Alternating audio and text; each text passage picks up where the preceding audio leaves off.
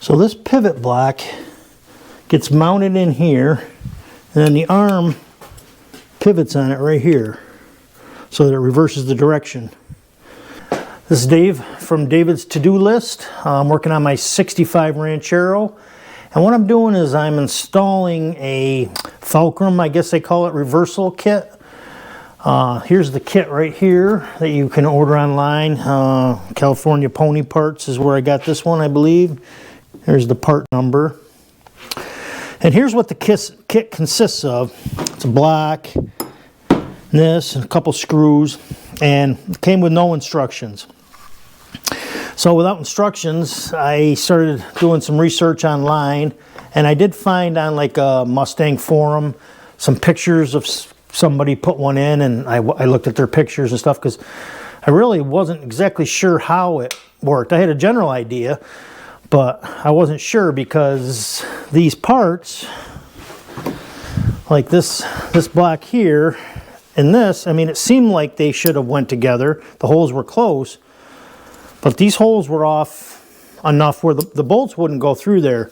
You can see I've had to file the corner of the holes and open them up to make them line up. So from the pictures I saw online, I did determine how it goes in, but I thought I'd make a quick little video of how I'm going to install it, so maybe it'll help some people out there, because I went on YouTube and I couldn't find a single video for the installation. Most people go with a hydraulic clutch, or the actual transmission is for a cable operated clutch. Well, you're familiar with the T5 standard arm here, where the cable ball would hook on here. The cable would go through here and adjust. This goes on here and pivots up here on this ball. But it pivots this way, forward and back. So if you're going with the original Z-bar clutch linkage, that works the opposite way. That pushes, it doesn't pull. So what you have to do is you have to use an original arm for, in this case, 65 Ranchero, and the original throwout bearing. I think that bearing might have worked, but I wouldn't have had the retainer clips that you need. And it felt like it wanted to bind a little bit because the lip style is completely different. You can see how it mounts. So now this goes in here and it pivots the opposite way. You push on this lever here and it moves the arm forward to disengage the clutch. So what has to happen is it has to pivot here. Has to pivot at this point right here, just like it does in the original. Now, I bought this transmission off of a Facebook Marketplace from a guy. So the people that originally had the transmission had put, I think, a hydraulic clutch on it. They had made their own bracket here, and that bolted in there. That bolted in there, and it looks like the slave cylinder went out here. So this pivot block gets mounted in here, and then the arm pivots on it right here so that it reverses the direction. Before it pivoted out here on the end and it pulled the clutch arm. Now you're pushing on the arm, so it has to pivot on this side to push the arm forward. So what you have to do is you have to figure out, see, it already had a couple holes here from the other setup they had, but they're not going to affect me. So what I did was I mocked it up basically in there, got it centered here. I checked the throw length on the clutch from the original one, and it looks like it only moves maybe 3/4 or an inch or so. So what I've done is I've set up a clamp here so I could clamp this in there temporarily and operate the arm. I have some lines there that I've drawn. I just took a couple of bolts I had just to hold this in location on there. I've clamped it in there where I can operate the clutch arm. Sets in that little spot right there, and I've got it pretty much centered in here, so center of travel. And there's your clutch operation.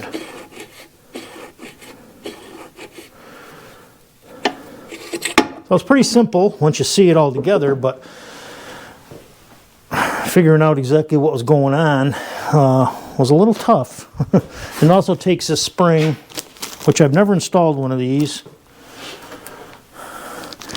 Goes in these holes here and holds it on that clip so it doesn't rattle. Holds it in there. I haven't installed it yet. I farted around with it a little bit, and what doesn't, I don't know. I'm sure there's a trick to it that I haven't figured out yet, but I'm going to figure it out. But now I gotta, with this located, I can pull these bolts out, use a transfer punch, or you could use a drill bit if you don't have a transfer punch, and spot the two places for the holes. If you don't know what they are, machinists and stuff use them quite a bit. And what they do is they have different diameters for different bolt holes, and then they got just a little punch in the center. Puts a nice, perfectly centered hole there where your hole is. So you can see they're worn a little bit, especially the popular ones. Like that's the 5/16, so the nub is almost gone on at the tip, but it still works. And put the center punch in there. Try to get it centered as possible. Little mark.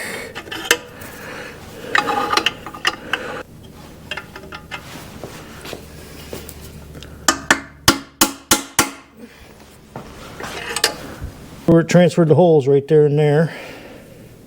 Gives you a good center spot to drill your holes. But I always end up making a little tool or something to when I'm working on something in the garage. So here I want to stabilize this transmission sitting up here on the bench, so need to support it here and here because it's rocky. So I got a 2x4 piece laying around, scrap. I'm gonna put a couple lags in, a lag on each side, so it'll sit on these fins and stabilize this so it won't tip while I'm working on it.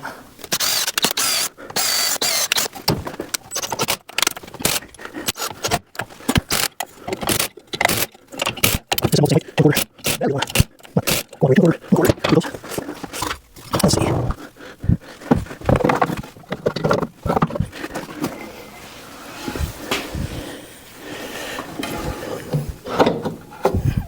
There we go.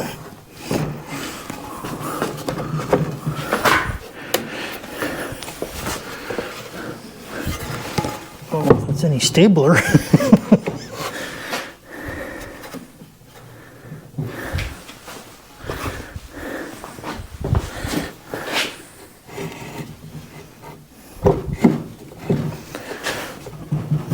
That's pretty stable. Better rocking on the center of that.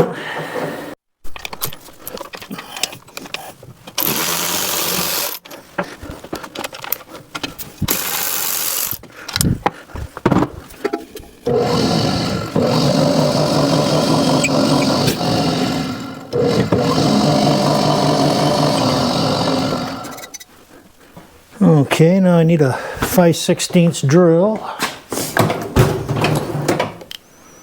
There's 5/16.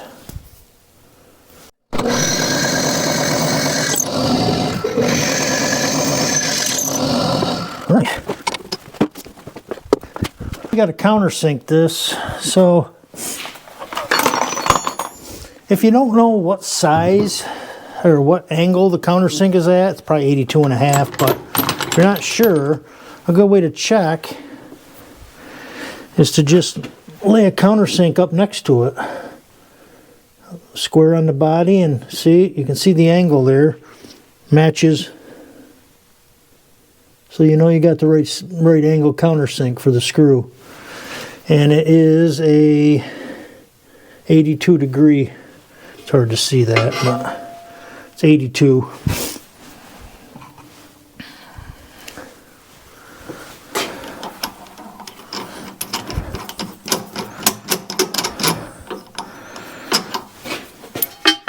do not want to countersink that side though.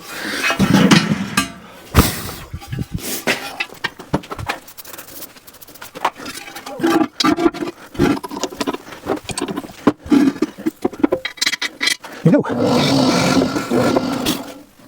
Okay, close to measure that. That's about 610. You can see it's always go. A little bit. Chat a little bit. Close.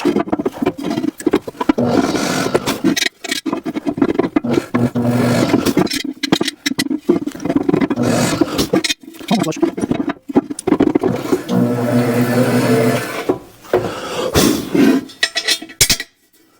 There we go.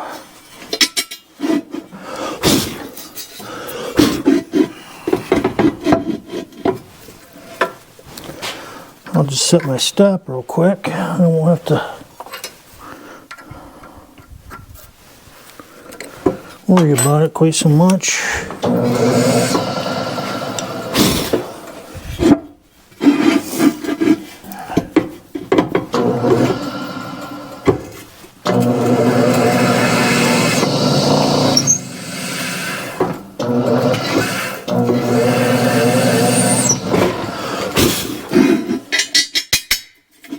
Nice.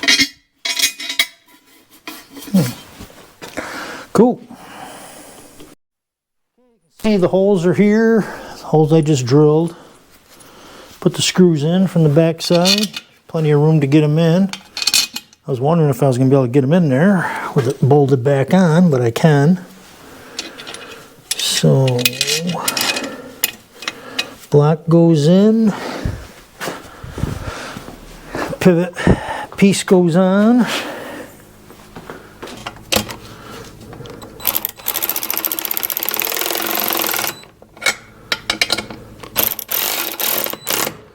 Just snug down. Take the... Whoops, definitely will not work that way. That in there. Seems to nest in there, right in the center, pretty good. There's my clutch lever. Looks good, slides nice and smooth. There's the two flush screws I put in. Like I said, those could have been, they didn't have to be flush. I don't know if they'd interfere with something else or not, but there's the look at the where it pivots on the arm. Of course, I don't have that spring in there yet. Got to put that spring in.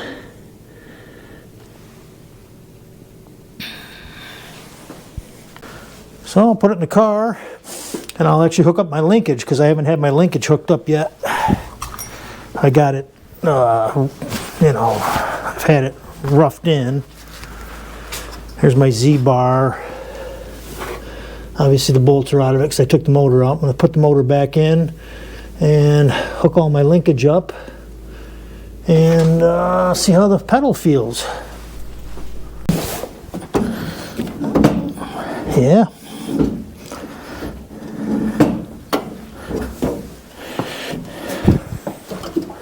Well, thanks for watching. I hope the video helps somebody. I know I go on YouTube and look for a video if I have any question about something. It's so nice to see somebody else do it and kind of work through the problems. So if this video was helpful to you, please like and subscribe my channel. I got a lot of other videos on there. Thank you. Have a good one. Bye.